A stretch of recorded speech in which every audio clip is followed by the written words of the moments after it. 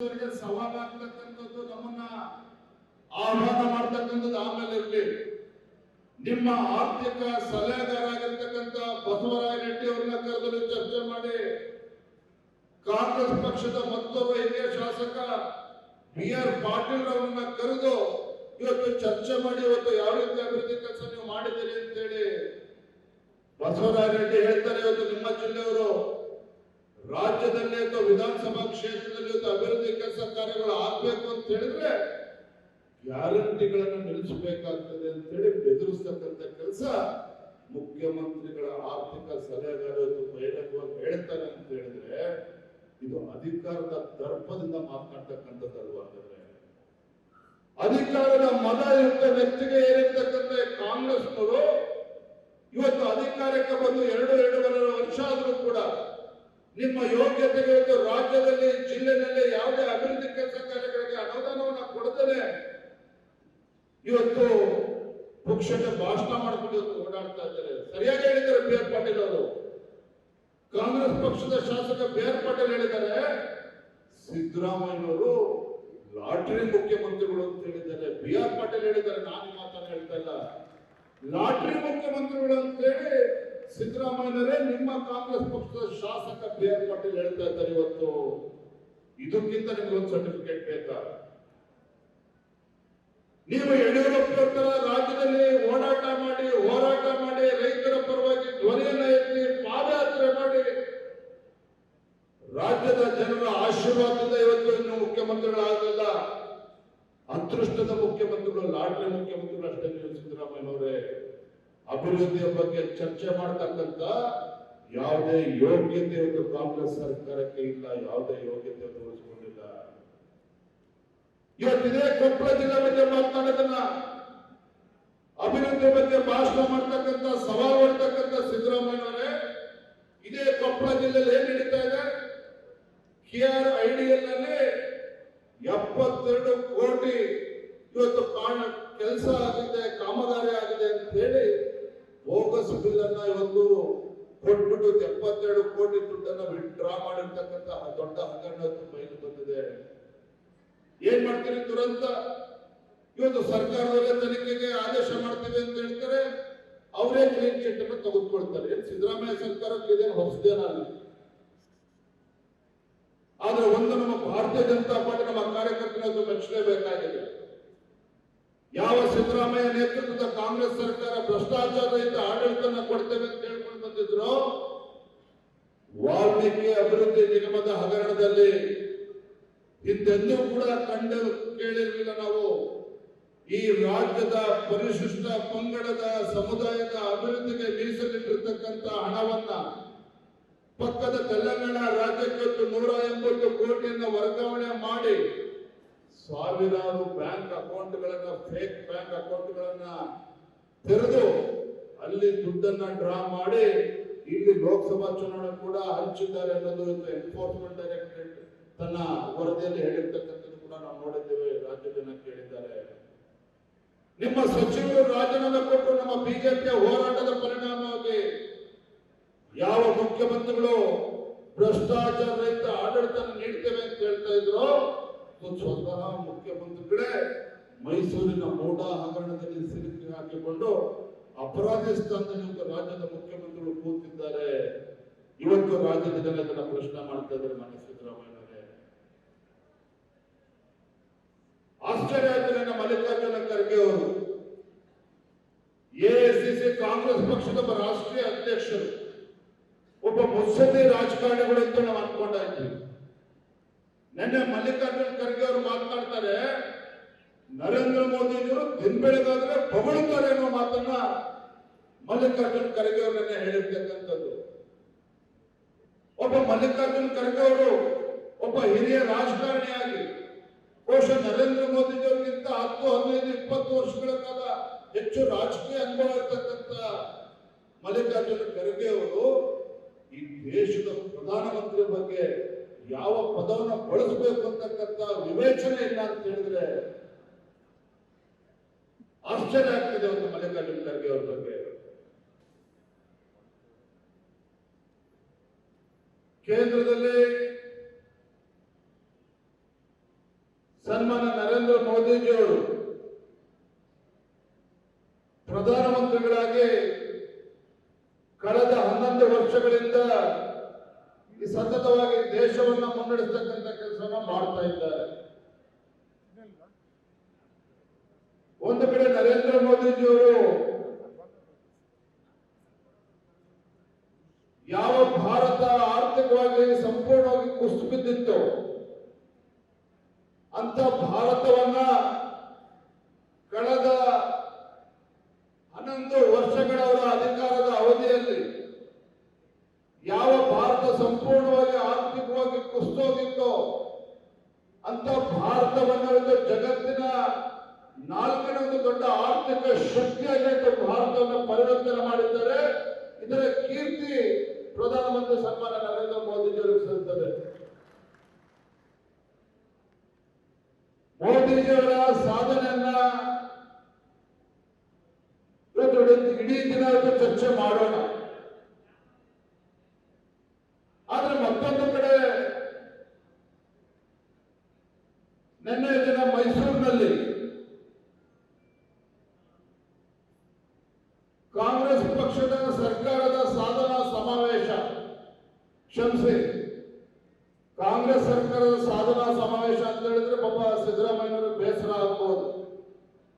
ಸಿದ್ದರಾಮಯ್ಯನವರ ಒಂದು ಸಾಧನಾ ಸಮಾವೇಶ ನಿನ್ನೆ ಮೈಸೂರಲ್ಲಿ ಏರ್ಪಾಡಾಗಿತ್ತು.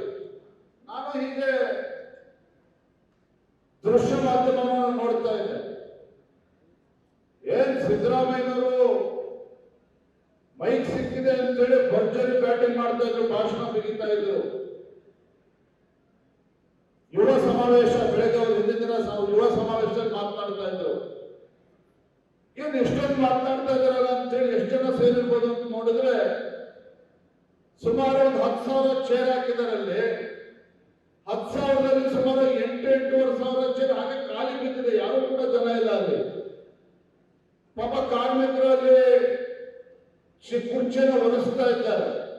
ಆದ್ರೆ ಸಿದ್ದರಾಮಯ್ಯನವರ ಭಾಷಣ ಮಾತ್ರ ಬಿಗಿತಾ ಇದ್ದದನ್ನ ನಾನು ನೋಡ್ತಾ ಇದ್ದೆ. ಮಧ್ಯಾಹ್ನದ ಮೇಲೆ ಸಾಧನಾ ಸಮಾವೇಶ ಸಿದ್ದರಾಮಯ್ಯನವರ ಸಾಧನಾ ಸಮಾವೇಶ ಪ್ರಾರಂಭ ಆಗೋಕ್ಕೂ ಮುಂಚೆ ನಾನು ನೋಡಿರಲಿಲ್ಲ, ರಾಜ್ಯದ ಯಾವುದೇ ಮುಖ್ಯಮಂತ್ರಿಗಳು ಸಭೆ ಪ್ರಾರಂಭ ಆಗೋ ಮುಂಚೆ ಕ್ಯಾಟ್ ವಾಕ್ ಮಾಡಿಕೊಂಡು ವೇದಿಕೆ ಮೇಲೆ ರಾಜ್ಯದ ಮುಖ್ಯಮಂತ್ರಿ ನಡ್ಕೊಂಡು ಬಂದಿದ್ದು ಯಾವುದೇ ರಾಜ್ಯದಲ್ಲಿ ನೋಡಿರಲಿಲ್ಲ. ಮುಖ್ಯಮಂತ್ರಿಗಳು ಸಿದ್ದರಾಮಯ್ಯನವರು ಒಂದು ರೀತಿ ಮಾಡಲ್ ತರ ಅವ್ರ ಮುಂದೆ ನಡ್ಕೊಂಡು ಕೈ ಬೀಸ್ಕೊಂಡು ಬರ್ತಾ ಇದ್ದಾರೆ. ಪಾಪ ಕಷ್ಟಪಟ್ಟು ಅಲ್ಲಿರ್ತಕ್ಕಂಥ ಕಾಂಗ್ರೆಸ್ ಕಾರ್ಯಕರ್ತರು ಎಲ್ಲಾ ಕುರ್ಚಿ ಮೇಲೆ ಸಿದ್ದರಾಮಯ್ಯನವ್ರ ಫೋಟೋ ಇಟ್ಟಿದ್ರು. ಸಿದ್ದರಾಮಯ್ಯನವರು ಬರ್ಬೇಕಾದ್ರೆ ಕಾರ್ಯಕರ್ತರು ಫೋಟೋ ತೆಗೆದುಕೊಂಡು ತೋರಿಸ್ಬೇಕಿದೆ, ಸಿದ್ದರಾಮಯ್ಯನವರು ಜಯವಾಗಲಿ, ಸಿದ್ದರಾಮಯ್ಯನವರು ಜಯವಾಗಲಿ ಅಂತ ಹೇಳಿ. ಎಂತ ಪರಿಸ್ಥಿತಿ ಅಂದ್ರೆ ಒಬ್ಬ ರಾಜ್ಯದ ಮುಖ್ಯಮಂತ್ರಿ ಅವರಿಗೆ ಜೈಕರ ಹಾಕ್ಬೇಕು ಅಂತ ಹೇಳಿದ್ರು ಕೂಡ ಜನರಿಗೆ ದುಡ್ಡು ಕೊಟ್ಟು ಅವರ ಭಾವಚಿತ್ರವನ್ನ ಕೊಟ್ಟು ಅವರಿಗೆ ಜೈಕರ ಹಾಕಿಸ್ಕೊಳ್ತಕ್ಕಂಥ ಪರಿಸ್ಥಿತಿ ಈ ರಾಜ್ಯದ ಮುಖ್ಯಮಂತ್ರಿಗಳಿಗೆ ಸಿದ್ದರಾಮಯ್ಯನವರಿಗೆ ಒಂದು ಬಂದಿರತಕ್ಕಂಥದ್ದು. ನಾನು ವೇದಿಕೆ ಮೂಲಕ ರಾಜ್ಯದ ಮುಖ್ಯಮಂತ್ರಿಗಳಿಗೆ ಇಚ್ಛೆ ಪಡ್ತೇನೆ, ಮಾನ್ಯ ಸಿದ್ದರಾಮಯ್ಯನವರೇ,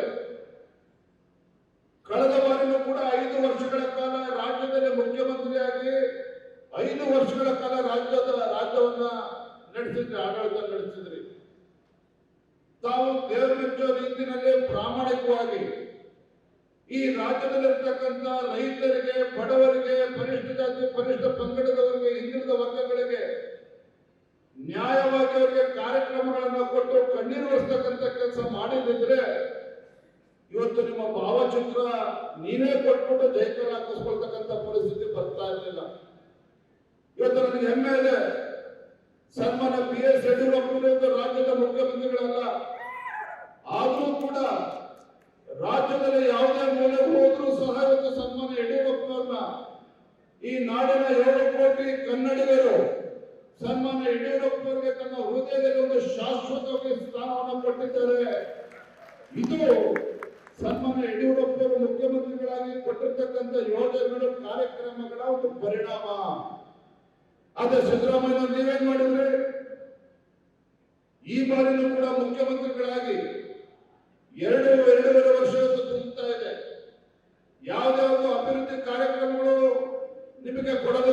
ಸಾಧ್ಯ ಆಗಲಿಲ್ಲ. ಯಾವುದೊಂದು ಅಭಿವೃದ್ಧಿ ಯೋಜನೆಗಳನ್ನು ಕೊಳ್ಳಿಲ್ಲ. ಜಾತಿಗಳ ಮಧ್ಯೆ ವಿಷ ಬೀಜವನ್ನು ಬಿತ್ಕೊಂಡು ತಮ್ಮ ರಾಜಕೀಯ ಅಸ್ತಿತ್ವವನ್ನು ಉಳಿಸಿಕೊಳ್ತಕ್ಕಂಥ ಸಲುವಾಗಿ ಅಹಿಂದ ಸಮುದಾಯವನ್ನ ಇಟ್ಕೊಂಡು ಒಂದು ರೀತಿ ಬೊಂಬೆ ಆಟ ಆಡ್ತಾ ಇದ್ದೀರಿ. ಕಾಂಗ್ರೆಸ್ ಹೈಕಮಾಂಡ್ ಅನ್ನ ಇವತ್ತು ಬೆದರಿಸ್ತಕ್ಕಂಥ ಕೆಲಸವನ್ನು ರಾಜ್ಯದ ಮುಖ್ಯಮಂತ್ರಿಗಳು ಮಾಡ್ತಾ ಇದ್ದಾರೆ ವಿನಃ ಆ ಮುಖ್ಯಮಂತ್ರಿ ಕುರ್ಚಿಯಲ್ಲಿ ಕೂತ್ಕೊಂಡು ಅಹಿಂದ ಸಮುದಾಯಗಳಿಗೆ ಯಾವುದೇ ಒಂದು ಕಾರ್ಯಕ್ರಮಗಳನ್ನು ಕಣ್ಣೀರು ಹೊರತಕ್ಕಂಥ ಕೆಲಸ ಮಾಡಲಿಲ್ಲ ಸಿದ್ದರಾಮಯ್ಯನವರು. ಹಿಂದೆ ಯಡಿಯೂರಪ್ಪ ಮುಖ್ಯಮಂತ್ರಿಗಳಿದ್ದಾಗ ಭಾಗ್ಯಲಕ್ಷ್ಮಿ ಯೋಜನೆಯನ್ನು ಕೊಟ್ಟರು, ಅದಕ್ಕೂ ಕೂಡ ಕಲ್ಲಾಗ್ತಕ್ಕಂಥ ಕೆಲಸವನ್ನು ಮಾಡ್ತಾ ಇದ್ದಾರೆ.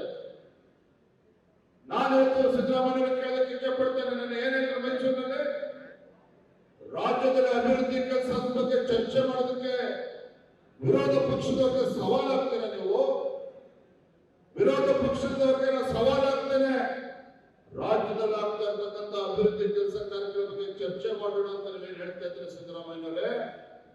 ನೀವು ಮುಖ್ಯಮಂತ್ರಿಗಳಾಗಿ ಏನೇನು ಅಭಿವೃದ್ಧಿ ಕೆಲಸ ಕಾರ್ಯಗಳು ಮಾಡ್ತಾ ಇದ್ದೀರಿ, ಇದ್ರ ಬಗ್ಗೆ ಮೊದಲು ನಿಮ್ಮ ಕಾಂಗ್ರೆಸ್ ಪಕ್ಷದ ಶಾಸಕರ ಜೊತೆ ಚರ್ಚೆ ಮಾಡಿ ಮತ್ತು ಶಾಸಕರ ಜೊತೆ ಚರ್ಚೆ ಮಾಡಿ. ಕಳೆದ 11 ವರ್ಷಗಳಿಂದ ಸತತವಾಗಿ ದೇಶದ ಪ್ರಧಾನಮಂತ್ರಿ ನರೇಂದ್ರ ಮೋದಿಜಿಯವರು ಅತ್ಯಂತ ಹಿಂದುಳಿದ ಸಮುದಾಯಕ್ಕೆ ಸೇರಿರ್ತಕ್ಕಂಥ ಈ ದೇಶದ ಪ್ರಧಾನಮಂತ್ರಿ ನರೇಂದ್ರ ಮೋದಿಜಿಯವರು ಅದಕ್ಕೋಸ್ಕರ ನೀವು ನೋವಾಗ್ತಾ ಇದ್ದಾರೆ. ಮಲ್ಲಿಕಾರ್ಜುನ ಖರ್ಗೆ ಅವರೇ, ಒಬ್ಬ ಹಿಂದುಳಿದ ಸಮುದಾಯದ ದೇಶದ ಪ್ರಧಾನಮಂತ್ರಿಯಾಗಿ ಸತತವಾಗಿ ದೇಶವನ್ನ ಮುನ್ನಡೆಸ್ತಾ ಇದ್ದಾರೆ. ಅದಕ್ಕೋಸ್ಕರ ನಿಮಗೆ ನೋವಾಗ್ತಾ ಇದೆ. ಒಬ್ಬ ಪ್ರಧಾನಮಂತ್ರಿ ನರೇಂದ್ರ ಮೋದಿಜಿಯವರ ಬಗ್ಗೆ ಮಾತನಾಡಬೇಕಾದ್ರೆ ಯಾವ ಭಾಷೆಯನ್ನು ಬಳಸಬೇಕು ಅಂತಕ್ಕಂಥ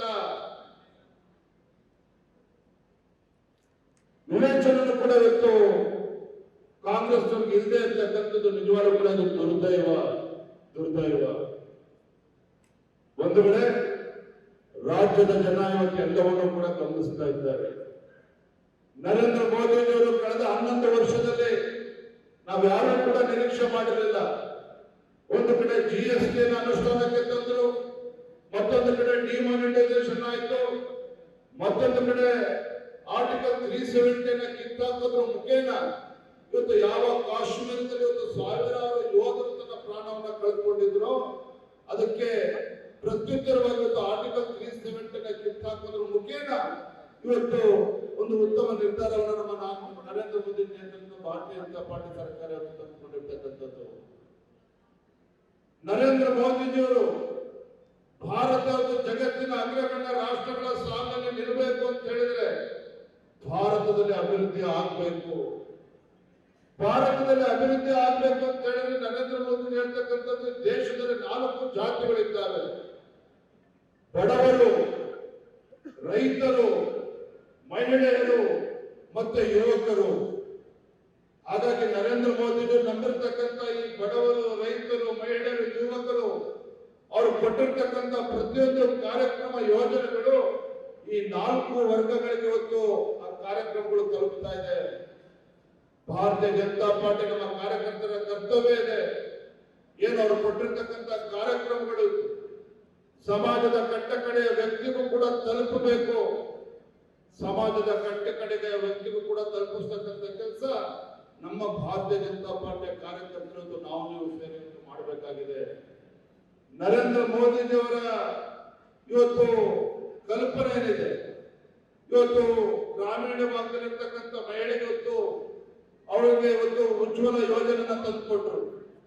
ಅದೇ ರೀತಿ ದೇಶದಲ್ಲಿರ್ತಕ್ಕಂಥ ಯುವಕರಿಗೆ ಇವತ್ತು ಸ್ಕಿಲ್ ಡೆವಲಪ್ಮೆಂಟ್ ಅನ್ನ ಕೊಡೋದ್ರ ಮುಖೇನ ಇವ್ರಿಗೂ ಕೂಡ ಒಂದು ಆರ್ಥಿಕ ಶಕ್ತಿನ ಕೊಟ್ಟು ಈ ದೇಶದಲ್ಲಿರ್ತಕ್ಕಂಥ ಯುವಕರಿಗೂ ಕೂಡ ಶಕ್ತಿ ತುಂಬತಕ್ಕಂಥ ಕೆಲಸವನ್ನು ಮಾಡಿದ್ರು.